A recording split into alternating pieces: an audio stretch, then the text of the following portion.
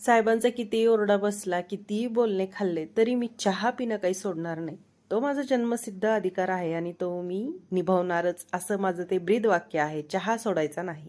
चहा वगैरे पिला. मग आम्ही चौघेही आज बऱ्याच दिवसानंतर बाहेर चाललो होतो. खरं तर आरूचं कॉलेज सुरू होणार होतं. आम्हाला अचानकच समजलं. मग त्याच्यासाठी काही वस्तू लागणार होत्या. त्या घेण्यासाठी आम्ही चौघेही निघालो आहोत बाहेर. आणि हे आहे आमचं लातूर.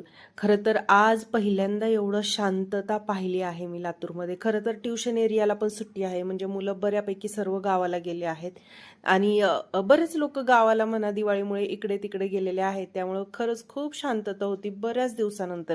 आता जाताना मनामध्ये ही धाकधूक होती की दुकानंही उघडे असतील का नाही, पण बरेच दुकानं होते, म्हणजे बहुतांशी उघडे होते पण बरेच बंदही होते. तर असो, ज्या वस्तू घ्यायच्या होत्या त्या तर भेटल्या आम्हाला. सर्वात आधी आम्ही शूज घ्यायचा होता आरूला, त्यामुळे एक फॉर्मल शूज घेण्यासाठी आलो. आणि हे साहेब बघा, आल्या आल्या वैतागले आहेत. त्यांना म्हणजे त्यांचं काही घ्यायचं असेल तरच उत्साह असतो त्या गोष्टीमध्ये, बाकी दुसऱ्यांचं काही घ्यायचं असेल तर त्याला काहीही इंटरेस्ट नाही त्याच्यामध्ये. तुम्ही काही करा, मला काही घेणं देणं नाही, असं असतं.